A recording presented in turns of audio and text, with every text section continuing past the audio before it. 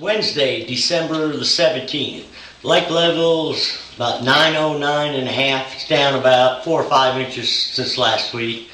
Water temperature when I was out last weekend was kind of still what it was a couple weeks ago. It was still 51, 52 degrees, but we're going to start to see it cool down now, it looks like.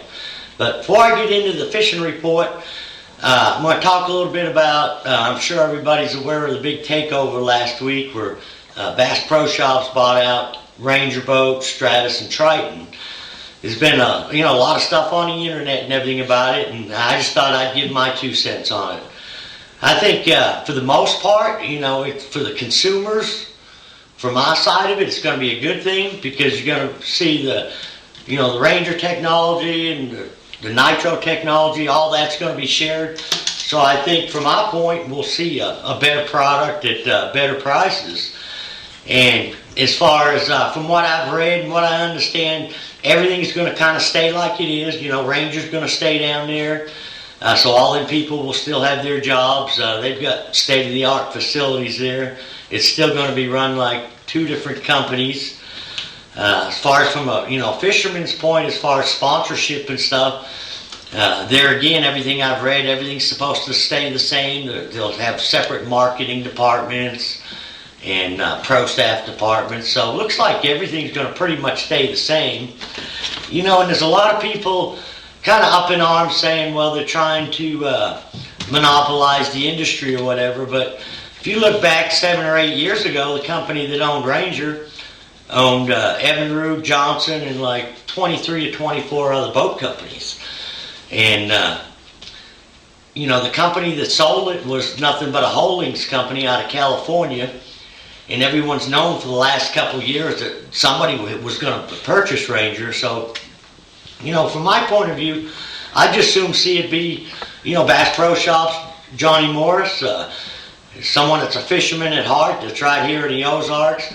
And, they're not going to be breaking the companies up or, just selling things off to make money. That they both should continue to grow. I think it's going to be good for the area.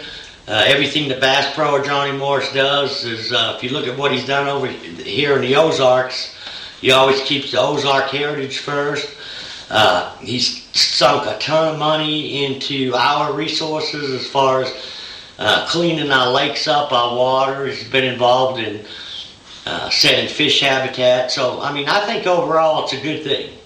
So, as far as into the fishing, I got to get out this past weekend.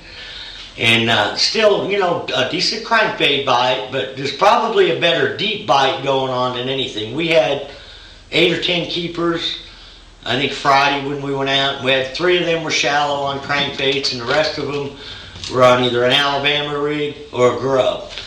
Now, a lot of the stuff in the wintertime, a lot of these fish will be really deep, anywhere from 40, it depends on where you're at on the lake. If you don't have but 50 or 60 foot of water, the fish are probably going to be 30 or 40. But if you're out here on the main lake with 80 to 100 foot of water, a lot of these fish are 60, 65 feet deep. Best way to catch them is, I've talked about in the previous reports, is on a jig and spoon and a nice fishing jig. And you can fish them on 12 to 15 pound line on a bait caster. Another way that we catch them good, we don't seem to use a drop shot as much as we do like a tube jig or a grub. Tubes is really effective in the wintertime. And I'll fish it on 6 pound line. I don't take a big tube. This is like an old G2 Gets It. It's a 3 or 3.5 inch Gets It. And I'll just take a 1/4 ounce head, put it up inside the tube, pop the eyelet out and tie right there. Now I like to use shad colors, like smoke and silver, salt and pepper. Kind of the same color I'll throw on the grubs. And the grubs I'll throw either a 4 or 5 inch, either a smokeless black flake or salt and pepper. And I'll just fish it on an open hook, depending on how deep I'm fishing it, anywhere from a 3/16 to a 3/8 ounce head. Now a lot of the fish on the grubs, we're catching them the same place on an Alabama rig. The same fish we're catching on an A rig, we're catching grub fish as well, over the tops of deep timber. Now a lot of that timber might be 30, 40 feet the tops of it, coming up from the surface. And what we're doing is just casting that grub out, maybe give it about a 15 or 18 count, and we're doing the same thing with the Alabama rig, and then just reel it back in real slow and steady. Now you can, if you can find a school of fish, and I found more groups of bait, probably from the mouth of the James on up to about point 13 than I have in the main lake and in the center of some of these deep creeks. If you can find some big schools of shad, and keep an eye out for the birds this time of year too. We'll set right on top of them. That's where we'll fish the gets it, or the tube, and also the grub and the ice fishing jig. We'll basically set right on top of them, try to fish below the shad or wherever we're marking the fish, in them areas where we're finding a lot of bait fishing birds. And that's going to be kind of the same pattern throughout the winter.